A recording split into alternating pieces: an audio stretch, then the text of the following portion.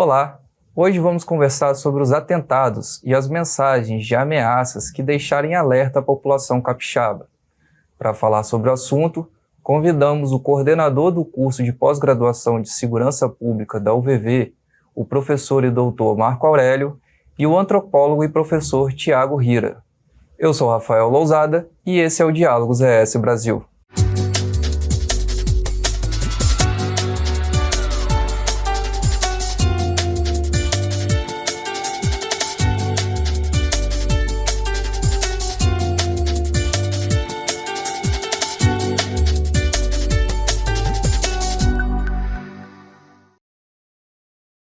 Eu queria agradecer a presença do coordenador Marco Aurélio, coordenador da pós-graduação de Segurança Pública da UVV, e o professor, os dois sociólogos, Tiago Rira.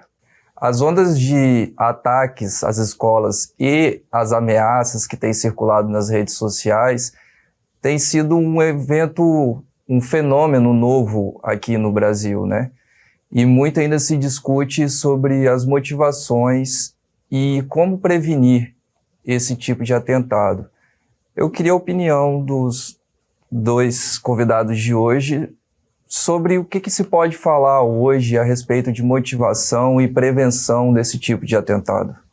A gente pode começar com o professor Marco Aurélio? Então, eu acredito que, não sei se eu diria que é um fenômeno exatamente novo, ou se é um fenômeno que se intensificou nos últimos anos, A gente teve alguns ataques importantes, em Realengo, no Rio de Janeiro, inclusive, Então, acredito que esses ataques se intensificaram nos últimos anos, mas não diria que são exatamente ataques, uma novidade, absoluta. Mas ele vem com ar de novidade porque eles têm ocorrido com uma frequência um tanto grande, inclusive aqui no Espírito Santo. No final do ano passado, nós tivemos um muito grave, com 4 vítimas, inclusive um ataque armado com arma de fogo, E esse ano já tivemos episódios aí pelo Brasil. Então, é nesse sentido que eu entendo que há uma intensificação desse problema que existia em menor escala até alguns anos, Quanto à motivação, é muito complicado a gente falar de motivação porque esse problema envolve questões de saúde mental, Então, a gente poderia pensar a partir das consequências da pandemia, do isolamento social e de todas as restrições do período da pandemia de Covid-19, como que isso afetou os jovens, os adolescentes, no sentido do isolamento. A gente poderia pensar no agravamento das condições de saúde mental no pós-pandemia, que é um fato até bem documentado.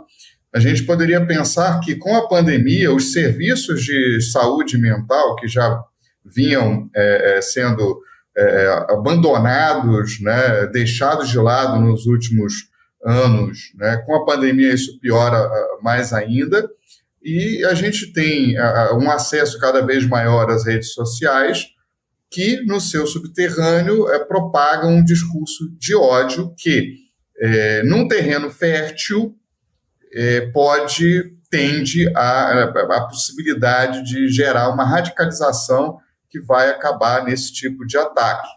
Então, eu diria que esses elementos, que não são todos elementos, porque o fenômeno é muito complexo e esses elementos se retroalimentam, se reforçam, mas são alguns elementos que eu vejo por trás desse fenômeno. E esse discurso, essa proliferação do discurso de ódio, porque ninguém tira um coelho da cartola sem que alguém tenha colocado esse coelho lá antes, A gente vê que os ataques são sempre jovens, homens, e contra alvos, mulheres, contra crianças, Então, isso reproduz de uma maneira radical um discurso que está disseminado de uma maneira não tão radical nos últimos anos no Brasil.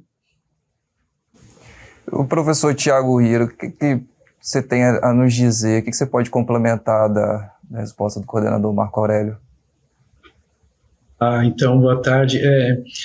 Eu concordo com exatamente tudo que o Marco falou. todos esses problemas de saúde mental, o problema da disseminação desses discursos de ódio, tudo isso concordo totalmente com o Marco Aurélio. Então eu vou tentar não repetir o que ele falou e trazer, né, o que as teorias antropológicas e sociológicas, né, têm falado sobre isso nos últimos 15, 20 anos, né? Por que eu falo isso? Porque quando o fenômeno começou a acontecer, principalmente nos Estados Unidos, né, que eles chamam de school shootings, né, os tiroteios escolares, no começo as teorias elas costumavam apontar sempre o consumo de bens culturais ultraviolentos como motivação, né? Então aquela história de que são filmes, são videogames, são brincadeiras, são jogos, são livros ultraviolentos e as pessoas e os jovens, né, influenciáveis como são, seriam, vamos dizer, meio que cooptados por essa maneira de pensar, né? Então, esses filmes, esses jogos mostrariam alguns modelos, né? Incitariam os espectadores a agirem segundo esse modelo. Outros autores diziam que a culpa da indústria cultural, né? Que difunde essa visão supernormativa do que é ser homem, do que é ter masculinidade, do que é ser uma pessoa forte, dessa força que vem através da arma, da violência, né?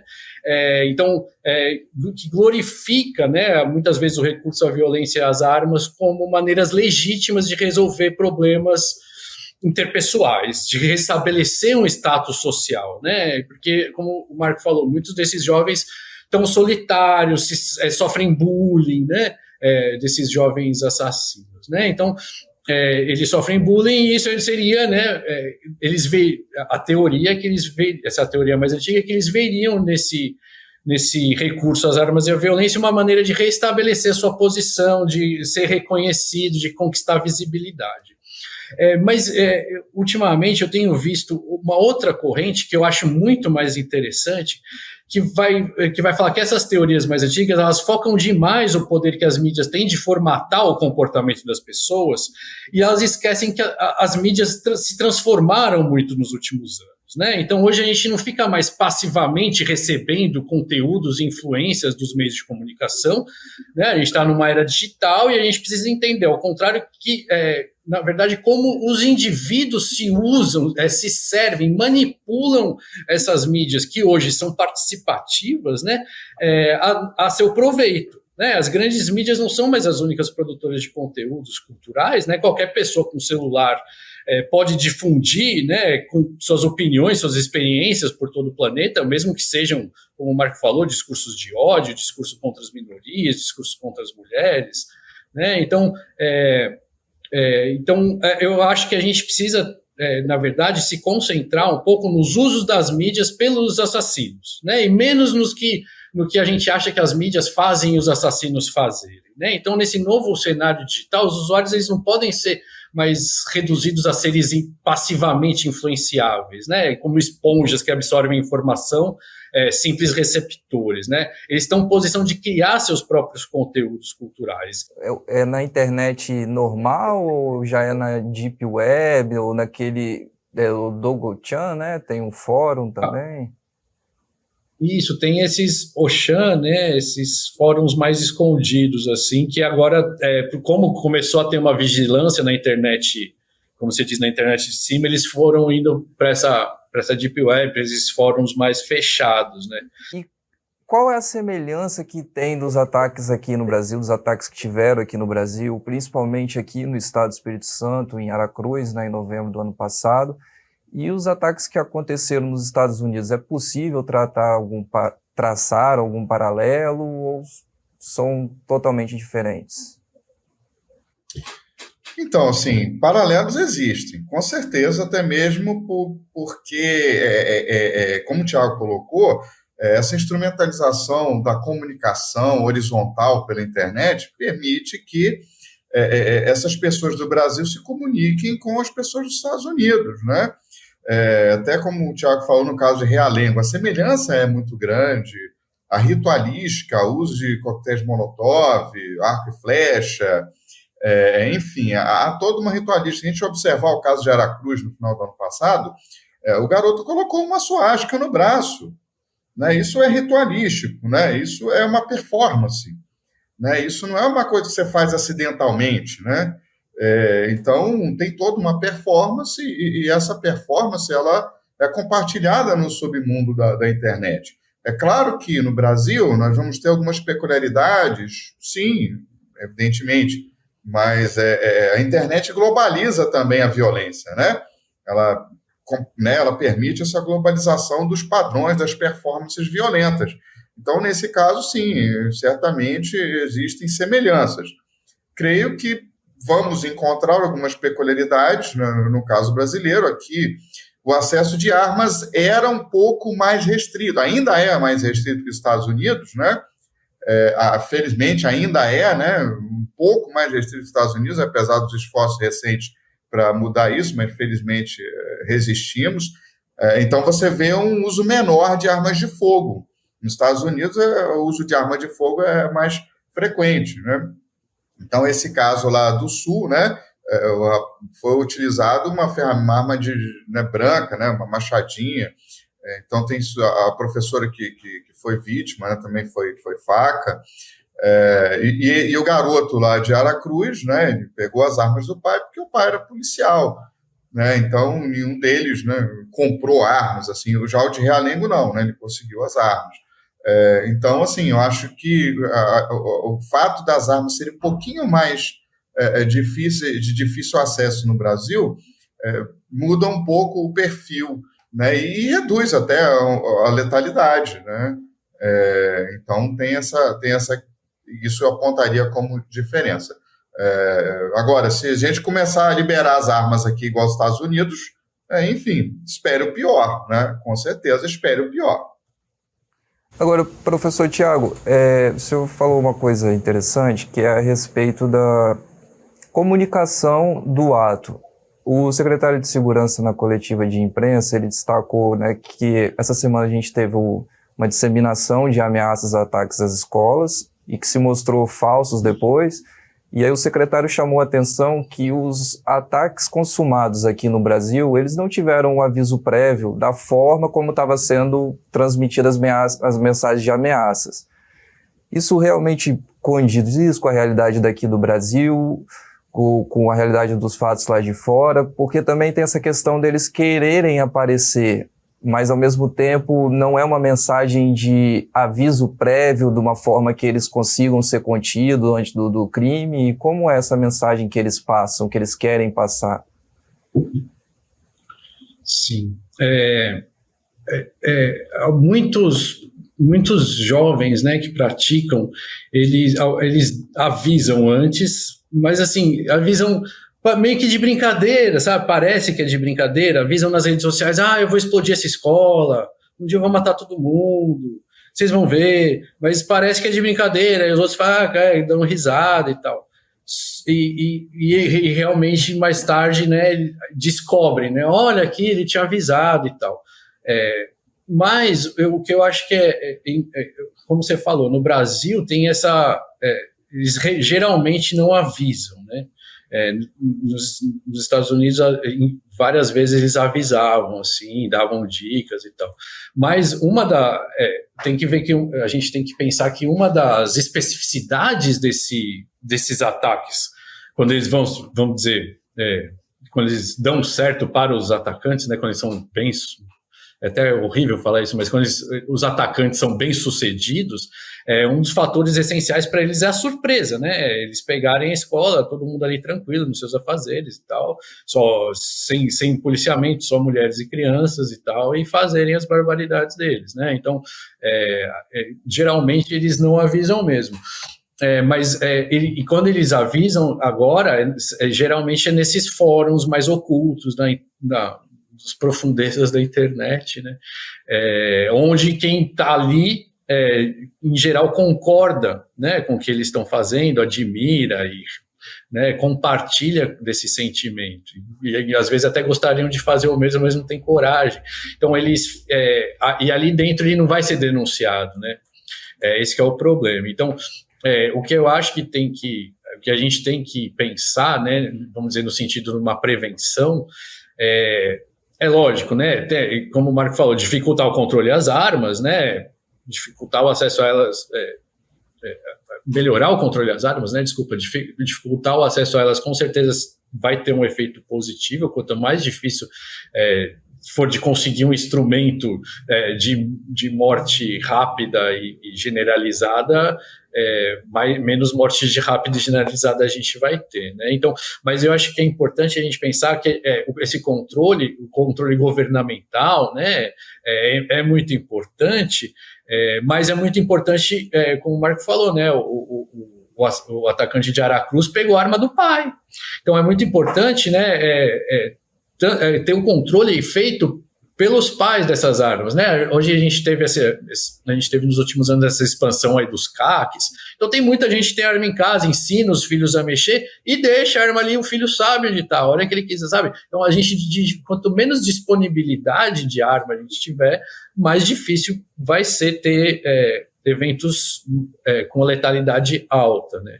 E a gente tem que fazer também um trabalho de prevenção, né, tanto com a população em geral, mas um trabalho também psicossocial com aqueles que já apresentam tendências e sinais, né? Como eu falei, vários dão dicas como essas. Isso tem que ter um acompanhamento, né? Tem que ter uma investigação, inclusive as próprias ameaças, tá? A gente está falando aqui dessas ameaças falsas. Hoje, lógico, é muito difícil a gente controlar fake news, desinformação, como a gente sabe, né? Com as ameaças de ataque não vai ser diferente. Mas todas as ameaças e os jovens que dão essas dicas, dão essas pistas, eles têm que ser investigados e acompanhados pela autoridade, pela família, né? Tem que ter um acompanhamento psicossocial mesmo, né? Então, com a família, com o ambiente, com a escola, né? Com psicólogos, psiquiatras, se for o caso, né? Porque tem muitos jovens, a gente tem registrado, né, vários casos de jovens que ameaçam, que são avaliados psicologicamente, sofrem uma advertência e que anos depois vão cometer esses tiroteios, né? Então, é conveniente, então, que a comunidade escolar, né, mas a sociedade como um todo, encontre formas eficientes de comunicação e de identificação dessas ameaças. E nesse tema tem um ponto muito interessante que novamente traz o debate a questão da liberdade de expressão, né? E na opinião de vocês, qual que deveria ser a postura do Estado, da polícia, no monitoramento tanto das redes sociais onde eles estão reunidos, como também na disseminação dessas ameaças que aconteceram essa semana? Eu acredito que é necessário, sim, ter regulação, responsabilização, e isso não tem a ver com liberdade de expressão, né? Uma coisa é liberdade de expressão, outra coisa é crime, né? Então a gente não pode confundir liberdade de expressão com crime, né? Com incitação ao crime, que já é por si só um crime, né? Então há uma falsa discussão no Brasil hoje, né? Eu tenho o direito de espalhar notícia falsa, eu tenho o direito de incitar a violência. Não, isso não é liberdade de expressão, isso é crime. Né? Isso é crime. Falso testemunho é crime, disseminar informação falsa é crime, incitar a violência é crime, incitar a cometimento de crime é crime, né? Então, acho que assim, a discussão é muito mais simples do que está parecendo. Existe uma série de pessoas polemizando em cima de uma coisa que não tem polêmica nenhuma.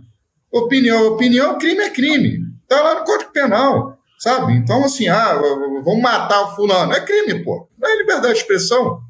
Né? Entende? Então, assim, eu acho que a gente precisa sair dessa dimensão do falso debate.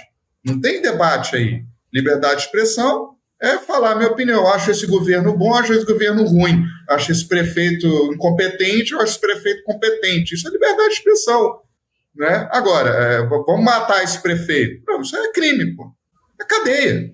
Entendeu? Acabou, não tem discussão. Né? Porque incitação ao crime. Então, eu acho que a gente está perdendo muito tempo no Brasil complicando uma coisa que é muito menos complicada do que parece, né? Porque existem alguns grupos no Brasil que querem lutar pelo direito de manter um comportamento de cometimento de crime.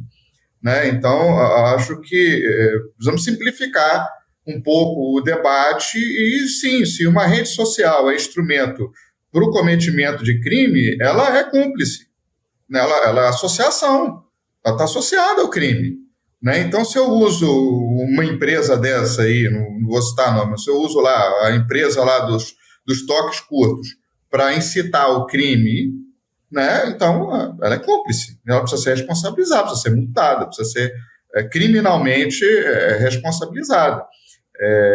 Então, assim, eu sinceramente acho que a gente está perdendo tempo com um falso debate. Liberdade de expressão. Crime é crime. Incitação ao crime é crime, estímulo à violência é crime. Então, não é tão difícil assim distinguir, não. E as pessoas que estão polemizando em cima disso é porque querem continuar cometendo crime impunemente. Você tem alguma coisa para acrescentar, professor Tiago? Como eu falei, né, quando se identifica nas redes sociais esses tipos de comentário de ódio, esses tipos de, como o Marco falou, incitação ao crime, tem que existir da parte primeiro, da própria plataforma, né, de onde está sendo escrito, tem que existir uma moderação, tem que existir uma forma de controle e, se caso julgado necessário, uma forma de denúncia às autoridades e como o Marco falou, um processo atrás disso, né? Uma investigação em processo. Esse tipo de coisa não pode ser tratada levianamente, né? Mas a única coisa que eu ia falar é que, assim, toda essa situação acaba gerando uma questão que, assim, a gente não sabe onde vai poder parar vão poder parar essas falsas ameaças, sabe? Eu não duvido que daqui a pouco tem um aluno, não estudei para a prova, não sei o que, liga na escola, fala que eu vou matar todo mundo aí não tem aula naquele dia, sabe? Pode acontecer. E a gente tem que tentar criar ferramentas e para tentar obstruir e passar, né, desse... não ficar preso a gente se desobstruir, né, desculpa, a gente não ficar preso a refém desse tipo de ameaça, que pode ser, tal como os ataques são razoavelmente imprevisíveis, as ameaças também, né? Então a gente tem que criar mecanismos, por exemplo, uma comunicação conveniente, né, e eficaz dentro da comunidade para verificar da onde que vem, quem está fazendo, e que identifique as ameaças, que identifique os jovens passíveis, né, de cometer atos, antes, para a gente focar naquilo que é o mais barato, né, vamos dizer, que é a prevenção, né? Então, a prevenção ela sempre sai mais em conta, né, tanto economicamente, quanto em vidas, quanto em tempo, do que o tratamento pós-evento, né? Então a gente tem, eu acho que se tiver um acompanhamento mais próximo, né? Não estou falando só de governo, não estou falando só de Estado, não, é da própria sociedade, né? Da gente estabelecer formas de controle social, tanto da possibilidade desses eventos, quanto das ameaças, né? E a gente, então, o quê? Falar para os jovens que, olha, se essas ameaças podem ter você pode ser legalmente responsabilizado, e isso vai estar atrapalhando a vida de muita gente. Então, conscientizar eles de que não é uma simples brincadeira, não é uma, né, que isso são fatos sérios que podem causar problemas graves para eles, né, e para a comunidade como um todo, né. Então acho que essa conscientização social tem que acontecer. Na minha opinião, não existe nem essa brincadeira, né? Que se você faz uma brincadeira de ameaça terrorista, já é terrorismo por si só, né? Exatamente. Eu até queria uma coisa assim, em cima do... Posso Claro. pegar carona aqui no Tiago? Então, acho que o clima de histeria coletiva valoriza ainda mais o ataque, o que pode, inclusive, potencializar novos ataques, sabe? E isso, além do efeito imitação, né, do cara, quanto mais, usando, né, o Tiago falou assim, com aspas, né, 1 milhão de aspas. Então, um ataque bem sucedido é um ataque que tem uma repercussão midiática grande e que gera histeria coletiva, Né? Então, se esse ataque, entre aspas, bem sucedido, porque gerou histeria coletiva, porque gerou repercussão na mídia, ele motiva os outros que estão lá nesse subterrâneo de comunicação que o Tiago se referiu, a tomarem coragem e perpetrarem também os seus ataques. Então, a gente vê que nos últimos semanas aí tem sido em série. E a histeria coletiva não ajuda em nada, pelo contrário. Né? E aí eu me preocupo as ações que vêm sendo tomadas, que são ações ostensivas, que podem valorizar ainda mais o ataque e, com isso, incentivar os indivíduos a perpetrar novos ataques, né? Porque meio que estão valorizando. Era nesse ponto, inclusive, que eu queria chegar para a gente fechar o debate, que é justamente a cobrança das pessoas para uma solução que traga segurança para elas, alguma coisa que impeça uma pessoa dessa de entrar na escola. Isso é possível? Tem algum aparato de segurança que pode ser implementado para trazer essa segurança que os pais, os alunos, os professores hoje querem? Ou é um problema mais complexo? O que você tem a falar sobre isso? Então, detector de metal na porta da escola não faz o menor sentido. Vai botar um policial na porta de cada escola? Não faz o menor sentido. Vai botar viatura para circular? A viatura sai de uma escola, vai para outra, ela saiu, o agressor vai na escola que a viatura acabou de sair. Né? Isso são soluções que são válidas para alguns tipos de riscos que envolvem as escolas, né? Como traficantes na porta de escola, como gangues, né? Brigas no entorno da escola. Então, essas estratégias são interessantes nesse sentido. Agora, para esse problema específico, essas estratégias elas acabam ampliando a valorização do próprio ataque e podem, inclusive, surtir um efeito contrário. Eu acho que a gente precisa, primeiro, né, estabelecer um serviço de psicologia adequado dentro das escolas. Né? Isso que o Tiago já colocou. Então, a gente precisa ter um serviço de psicologia dentro das escolas que atenda não somente os alunos, mas os professores e os pais. Né? Porque ninguém sai de casa para matar 4 crianças numa creche com uma machadinha da noite para o dia. Houve um processo de radicalização, de deterioração daquele indivíduo para ele chegar a esse ponto. Né? O garoto lá de Aracruz, houve um processo e ninguém viu. Né? A escola não viu, os pais não viram, e o menino foi lá e matou 4 pessoas. Né?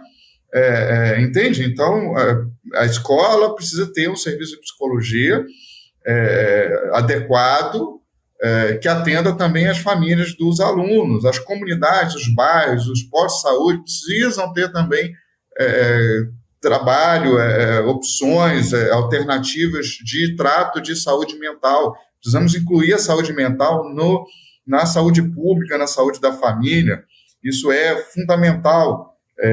Precisamos ampliar essa questão tecnológica do monitoramento das redes sociais, como o Tiago colocou, de forma muito precisa. Né? Nós estamos lidando com jovens com um grande talento para lidar com a internet. E a gente precisa ter formas de monitorar isso, de acessar esse subterrâneo, para que a gente consiga monitorar todos esses processos. E sim, eu entendo que a ronda, que a polícia, que a presença, ela traga um pouco de segurança às famílias, né? Mas isso é tratar o sintoma e, mesmo assim, com o risco de piorar o problema.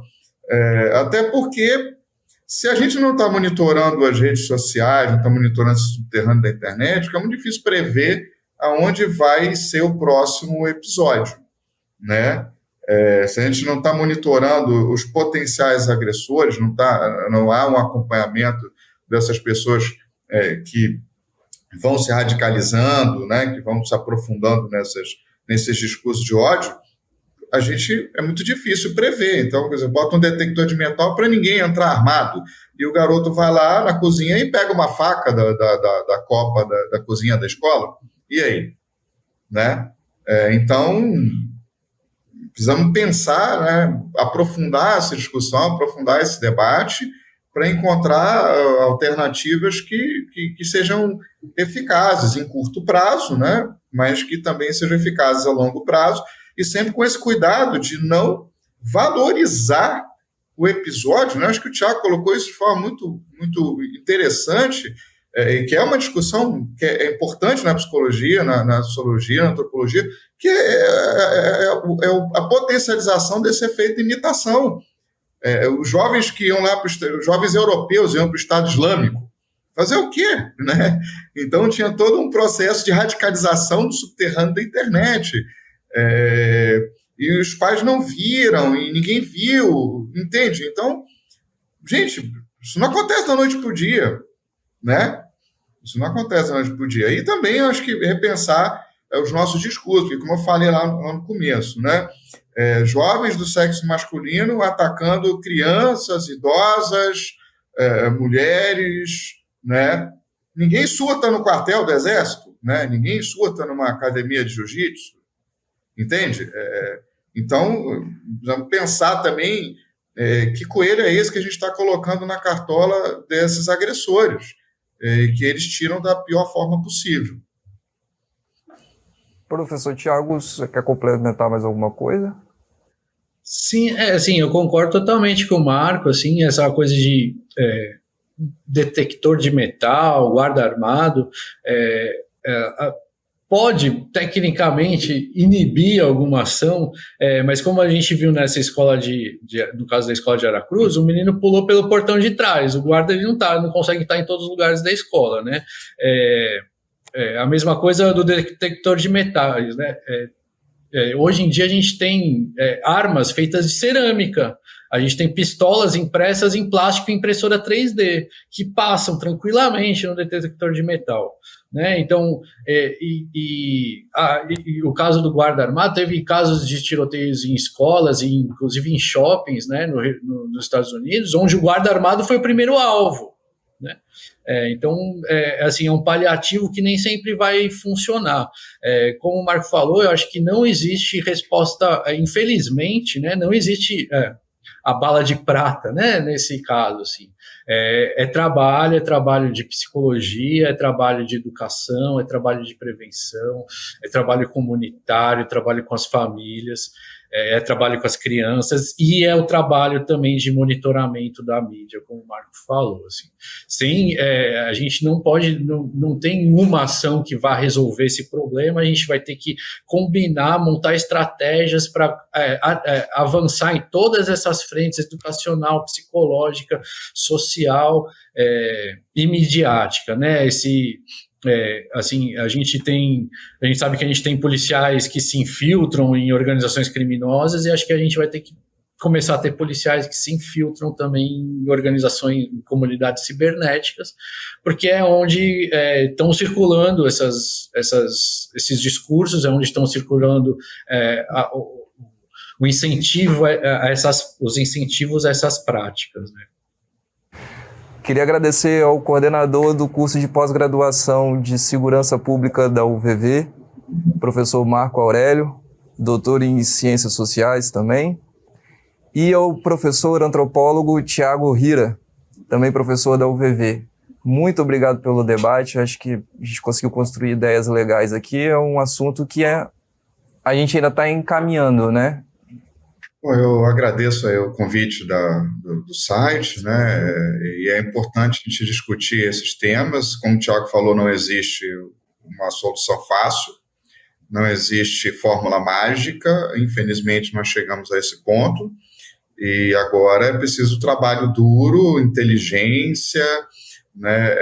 Parcimônia, equilíbrio para a gente sair disso, reduzir, controlar essa situação, evitar a histeria, né? Acho que os pais devem continuar levando seus filhos na escola, mas, por outro lado, né, o poder público, as autoridades de segurança pública precisam oferecer condições de tranquilidade e segurança para essas famílias, né? Eu sou pai também e cada vez que acontece um negócio desse eu fico apavorado, né? Então eu entendo perfeitamente o sentimento de cada pai que está nos assistindo. Eu estou passando por esse sentimento exato, né? Porque é isso, né? Meu filho tem 12 anos e está na escola. E, da mesma forma, também eu passo pela situação de acompanhar o que meu filho está vendo no celular, está vendo no computador, o que ele está jogando, né? Que é uma preocupação grande que eu tenho e que todos os pais devem ter, de monitorar os filhos e ficar atentos aos sinais que podem vir, né? Então, como pai também, que eu me dirijo a todos que nos assistem, partilhando a solidariedade, o sofrimento e a ansiedade que nós estamos vivendo em relação, né, aos nossos filhos irem para a escola nesse contexto de medo. Mas não podemos nos deixar vencer pela histeria e não podemos, né, dar a esses agressores o que eles estão buscando, senão eles vão se proliferar ainda mais.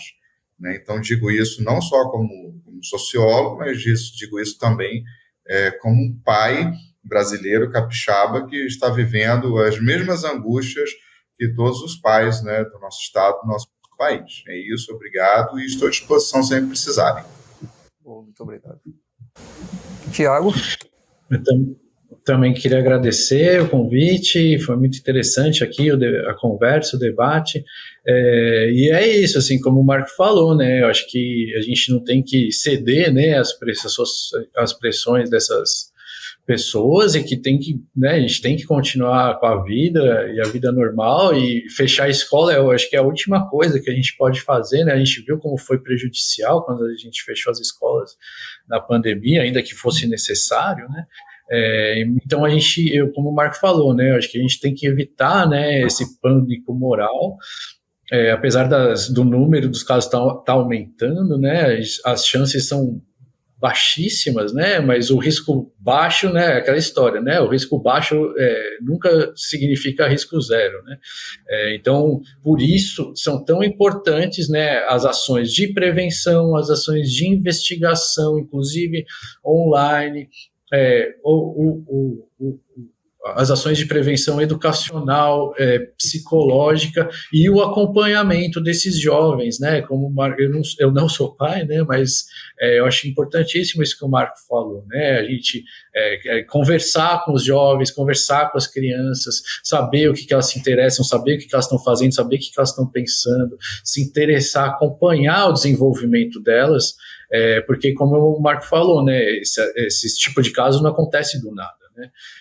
Envolve uma fase de crise, né, no jovem, envolve uma fase de preparação, de premeditação, né, esses casos raramente são surtos, né, porque eles são premeditados, eles são planejados, eles vão atrás, eles falam às vezes eles falam que eles vão fazer, eles conseguem a arma, eles treinam muitas vezes para fazer, né, então é muito importante acompanhar as crianças, acompanhar nossos jovens, sem o acompanhamento, né, a gente deixar os jovens livres aí nesse, como o Marco falou, né, nesse subterrâneo da internet, a gente não vai sair boa coisa. Então, acho que tem que ter uma união da sociedade, um conjunto de estratégias para a gente conseguir dominar esse problema. Muito obrigado mais uma vez. Esse foi o Diálogos ES Brasil e este e outros conteúdos estão disponíveis nas nossas plataformas digitais, no nosso canal do YouTube e no nosso portal esbrasil.com.br. Não esqueça de nos seguir nas nossas redes sociais.